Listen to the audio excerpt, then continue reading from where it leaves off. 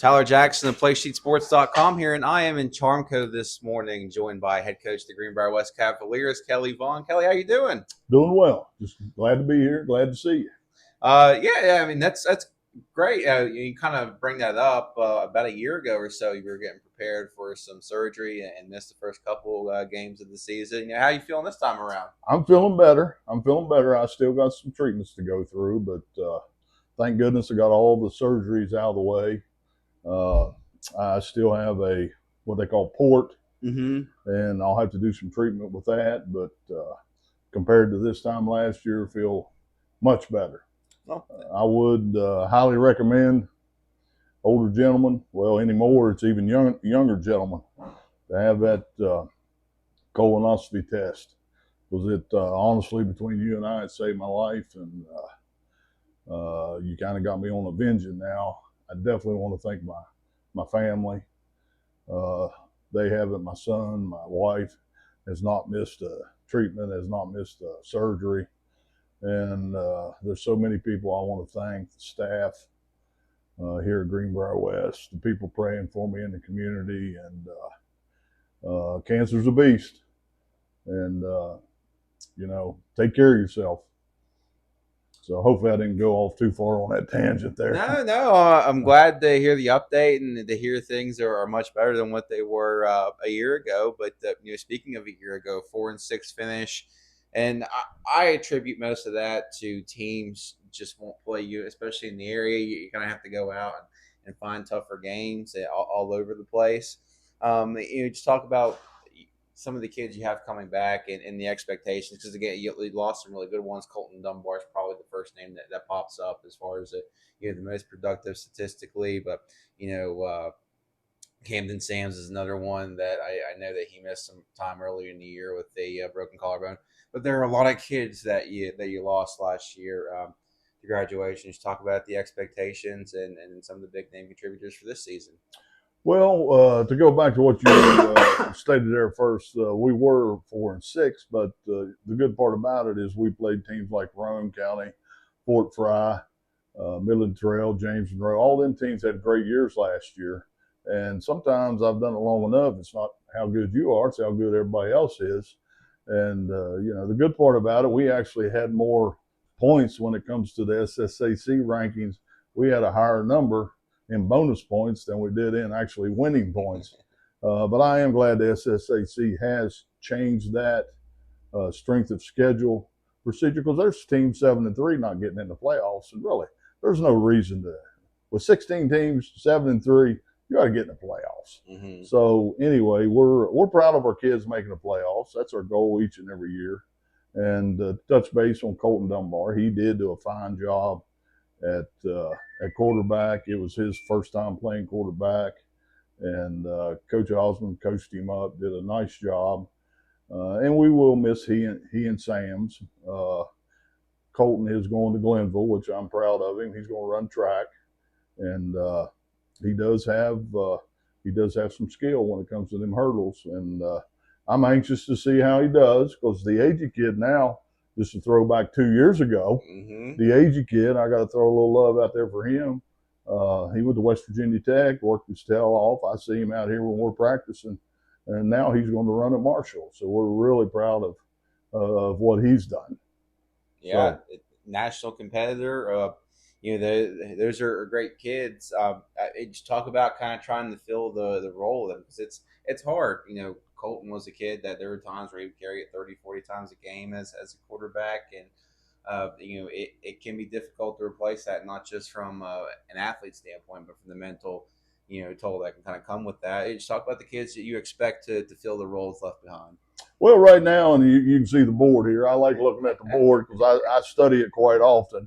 Right now, we got a competition with quarterbacks. We're not for sure if it's going to be Scott McClung or Vaxton Vaughn. They're both getting the same amount of reps.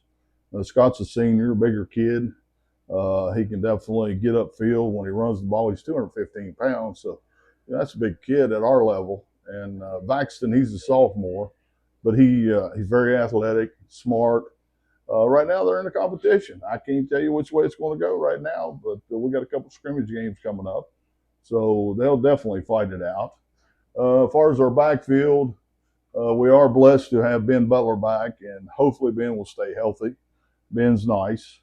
I was listening to Devon Marion from Oak Hill, watching his video, and Devon was talking about how we got a bunch of no names, how we got a bunch of young kids. Well, we only got 5 seniors, so we got a bunch of juniors and sophomores that's fighting for those positions. And what he said, I could almost say identically to the Greenbrier West Cavalier team. I will say this regarding Devon. I'm glad we don't have to coach against Devon Marion and Shelton fella that ran over there at Mount Hope. They were nice. Keep the ball on the sideline. When I look up and down this roster, what I see a lot of are a lot of kids with 60 numbers and a lot of my kids with 70 numbers, which indicates, a healthy group of linemen at least. Talk to me about what you see in the trenches on both sides of the ball. And, does the depth, is it necessarily reflective of quality as well? Or Well, they're young. Let me say that again. I'll reemphasize that. But this is the first time Coach Rob coaches the split ends and does a great job with the split ends. He's normally got 15 or 16 over there for one position. But this year he's got 6 or 7, and I look down there and we got a bunch of linemen. That's a good problem. Now, some of them are green. I'll just use the Sims kid as an example. He's a sophomore. He's never played football, but he's 6'2", 280. He's got good feet, runs well. And, he's green as green can be. And his mother's concerned about him playing. You know how that goes. But the good part about when they're quote unquote green, he don't have bad habits. So he gonna learn something every day. And I'm just using him as an example because hopefully he can help us on Friday night. But as far as linemen right now, Colton Carruthers, he gets after it. He's going to have to play both ways, bar none. When I look up here again, I see Aiden Palmer. Aiden is one of those aggressive kids that just plays hard. He'll do anything you ask. He'll smile whenever he knocks a far out of somebody. He's just a kid like a football coach loves to have out there on the field. And we got some fighting going on there in the line. We're not for sure. I see Damian Garden up there. He's fighting. Calix Burns fighting for center. When you look around, Bryden McClung, we need to get him in there. I see Logan Burdett. He's probably our biggest kid, and he's really, really improved. The question we have, do we feel like can he play both ways? And right now, he pulled a hammy, so that's hurting him. He's got to get in shape. He's going to play offense or defense for sure, but not for sure about both ways. Sims kid I'd mentioned there earlier, but we do have 6 or 7 that we feel can get in there. We're trying right now. We're trying the Garden kid at center because we know that Palmer can snap, and Coach Osborne he works with them, and Coach Price works with our linemen. If we can't get a snap, we can't run a play. So I'm giving my boy Tater Tots, what we call him. I'm giving old Damon a shot. But if he does what he did yesterday in practice, ship it over their head a couple of times, he's going to get fired. But he does know he can come back tomorrow. They understand that. So, but anyway, a bunch of good kids. Really, really happy with Isaiah Coleman. He didn't play last year. Big, tall, lanky kid, very aggressive. He'll either be a tight end or split end, play defensive end. Vincent Vaughn's going to be in the backfield, does a great job. I'm really pushing Peyton Vaughn hard at defensive end. He's a sophomore, but he's 6'2", 170, 175, runs well. We got to find some help for him. I see Ryan Van Meter up there. He's got to help us on offense. Ty Pate, Scott McClung. We do have some pieces that we can work in there, and I'm sure I'm forgetting someone, but anyway, we got a pair of Rhodes twins. Man, good looking kids. Both of them. I mean, they're identical. I still can't tell them apart. I've been with them 3 years. But anyway, you got me on the roll there, so I'll give the mic back to you. It sounds like with the personnel that you're talking about and the lower amount of split ends, you feel like you're probably going to be more of a back to running, which you guys have been, but there have been times where go back to 2023 team where you guys were able to throw it a little more. I love your famous quote at the end of that. How do we lose and we don't punt it all in the first half? And a lot of that was because you guys were able to move the ball effectively through the air. Is this is kind of make out to be more of a ground and pound team with the personnel you have? Well, truthfully, up front, we're bigger than we've been. We do have some size. And Coach Osborne loves spreading it out, but sometimes we just got to go back to, hard nose. He's got a package in there, hard nose, line up, and, north south, 3 yards in a cloud of dust. Of course, there ain't no dust out on the field anymore. But with the size we have up front, we're going to have to take advantage of that. And if we can just teach them to get off the ball with their hands, with their feet, and move their feet, maintain contact, give them backs an opportunity to make a move, make a cut, we should be okay. So you guys got to go on. We talked a little bit last year because I remember last year when we did this media day, I had to leave from here and go over to the Greenbrier for Texans practice. But you guys received a donation from the New York Football Giants of $5,000. Talk about that experience. The kids getting to go over there, being recognized and getting a donation because I do know, some flood waters have kind of come here in the last month and I wouldn't say devastated the facility, but they took their toll on it. Just talk about that experience with the Giants and the kids. All of them getting the autographs from players like Scatterboot. It's got to be pretty special. It is. Let me first brag on the. Let me first brag on the kids. We had a terrible thunderstorm. I mean, it just hung over Charmco and it washed dirt, grass, sticks, rock out on our beautiful field. And it was really sad. It really was. Everybody, all the coaches drove out here and just shook our heads because we're proud of what we got. But I gotta give out love to our kids. Coach Rob got on the horn, asked them to come out. They had shovels, they had rakes, they had wheelbarrows.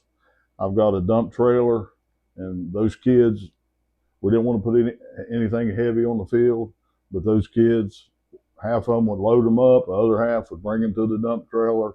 We would take the dump trailer around behind the visitors' bleachers, come right back. And the kid did an awesome job. Coach Price, love him to death. He was on a big machine that blows.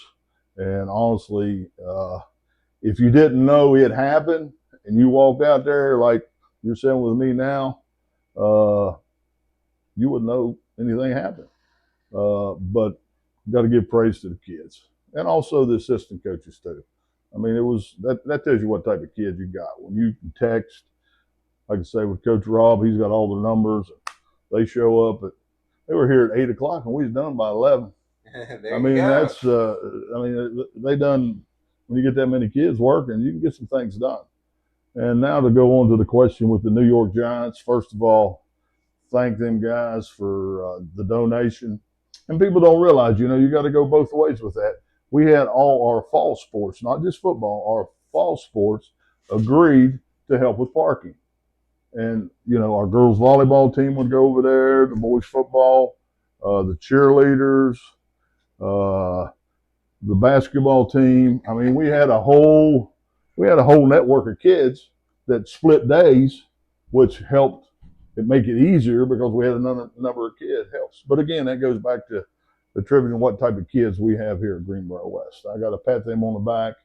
And like I say, the Giants appreciate the donation. And really, the kids still talking about it today. They got to go over there as a group, the first time, quote unquote, we've been invited by an NFL team. They got to go over and mingle with the rock stars. Mm-hmm. Scatterboo, if you don't love that guy, I mean, I'm a Steelers fan, I'm sorry. But, you got to love a football player like Scatterboo. And who knows, Dart, he's liable to be the real deal. But I'm just throwing their two names out. But, no, them guys were first class. Coach Harbaugh, he's got connections with West Virginia, and I hope they come back.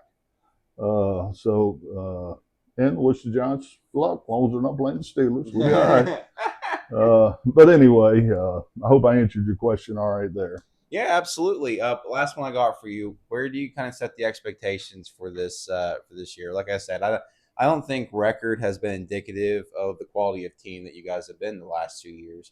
You just kind of dealt the hand where when you have success, people stop playing you, even if they're, they could be 15 miles away or they could be, 1,500 miles away. Right. Yeah, it's just. Yeah, we were blessed. Glenville State helped us out getting a couple games. And this year we're actually playing Work County the first Saturday. We're playing on Saturday night, and we're working the details out now. And it appears we're going to be playing at Herbert Hoover, which the kids, I haven't seen Herbert Hoover personally, but I've seen pictures and I've heard people talk about how nice, since they got flooded, how nice the field is and all that. And of course, I know of Coach Fields, and I appreciate them guys letting us come up there and play. And it helps Word, it helps us, so we're going to kick it off with that. Then we were fortunate enough, AJ Rapp, he's up in Tucker County. I don't know if you've met AJ. I know he's the northern part of the state, but we were able to work out a contract with Tucker County, which they've been good. They've been good forever. We played them in the playoffs a couple of times. They do great. Very similar. Parsons, West Virginia, and Rainelle, West Virginia, Rupert, West Virginia. Very, very similar. Been there many a times. And but they do come here. The sad part about it is, and it really is frustrating to the fact that you're talking about community and you're talking about these kids. We only got 4 home games, and that takes away. I'm sorry, that hurts. And Coach Robertson, trust me, when my brother was AAD, I tried to help him get games. I mean, people don't realize how difficult it is, especially being single A. I mean, you're on the threshold. Do you play at AAA school? You know what I'm saying? Do you play Independence? I know they're Double A. You're flipping around. Definitely not going back to Fort Fry, Ohio. We'll promise you that. Yeah, because that was the schedule: is travel to Fort Fry or travel to Petersburg or travel to Pendleton. So not only do you have the away, it'd be different if it was an away game at like Meadow Bridge or something like that, or whatever. But it's an away game, 3 hours away. So that totally makes a difference. And I tell people this: I've been fortunate to be here forever, and this is my personal opinion. Maybe I shouldn't say it, but I put Bluefield up here. Bluefield has always had tough times getting games. Coach Simon Fred has done an awesome job. I mean, one year he even gave us $1,000 to come down and play. I mean, that was a few years ago. But then you got Coach Lilly over at Independence. I mean, I put them second because in the last 6-8 years they're struggling to get games. And I read yesterday where a team in DC folded, and now they only got 2 home games. That's not fair. That's just the community, and hurts community and kids is what I'm re-emphasizing there. And I think we're 3. I mean, that's just my opinion. But it is what it is. We're going to deal with it. We're going to play hard, and our goal is to make the playoffs. I mean, that's every year. These kids, we're preaching it because we live in a community that if you don't go 7-3, 8-2 or better, they're not very happy. Yeah. But you know what? I like that. I think that goes to speak to the established standard. You work hard to build something like that to maintain those expectations. So, while there's an expectation, it's kind of a blessing to even be in that position, I'd say. Oh, absolutely. I mean, you want the kids to walk in here thinking they're going to leave. I was talking to Vincent Vaughn here this morning. When they were in the 8th grade, they didn't win a football game. You know what I'm saying? When they get here, the expectations are, now is your time. You got to step up, and we want to see things that we can be proud of. Probably the worst halftime speech that I've ever given is when it got so bad at Fort Fry. Don't embarrass yourself, don't embarrass your family, and don't embarrass Greenbrier West. We're going to get on this bus, and we're going to head back to Greenbrier County. I mean, but that's, we try to be competitive. Sometimes you just can't. Them guys but we want to teach pound. And, some years we're better than others. Some years we're more talented than others. That's high school football. We got a small senior class. We got a big junior and sophomore class. We're going to be playing a lot of juniors and sophomores. I mean, that's just how it is. And we might throw a freshman in there. He looked pretty good yesterday. He told me. He said, Coach Vaughn, he said, I want to play. And he didn't do too bad. So, yesterday was the first day we could really get after it. So we're going to separate the men and boys. Sounds like you guys are looking to be really strong in October and try to make that final push in November when these kids, they go from sophomores and juniors to juniors and seniors. That's right. We were out there this morning. Daggone lightning. I mean, we had a bad storm. I'm sure you hit some of it coming or heard it while you was in the gymnasium. Uh, that's what I was just trying to push on, guys. We got to get better every day. I know it's tough. I know it's hard. Been there right where you're at, and it's not fun. I tell them it's not fun. They can say what they want to. If a kid tells you he's having fun with doing what we're doing right now, I don't think he's He's right. crazy. Yeah, I don't think he's right. I mean, we had a kid yesterday, which is funny. Thank God he didn't hurt himself, but he pulled a Owen Smith. He took his helmet off and hit himself in the head. And I said, "No, wait a minute here. We love Owen, and Owen is our legend, but we don't need to do what Owen did." And everybody started laughing. But we try to have fun with them. And right now, it's tough. We're going to have some hamburgers and hot dogs today when we get all this stuff done. We got a full schedule today between practice, eating, film, specialty, interview, pictures. We're just trying to make a little schedule of what to expect. Now you hear them coming in here from film, so it's going to be a little loud in here. Oh, I love that you guys have made it fun, though. Well, Coach, I think you about covered everything that I asked. Everything that I could possibly think of for this year. You covered it. It should be fun. Looking forward to seeing you guys and how everything shakes out. Again, one of our what I call like our banner or our hallmark programs here in the South, just because of success, and it's always good to see where things go. That's right. We're gonna fight it out and kick it off and let the ball hit the ground. Have fun. Sounds good, Coach. I All appreciate right. it. Thank you. Thank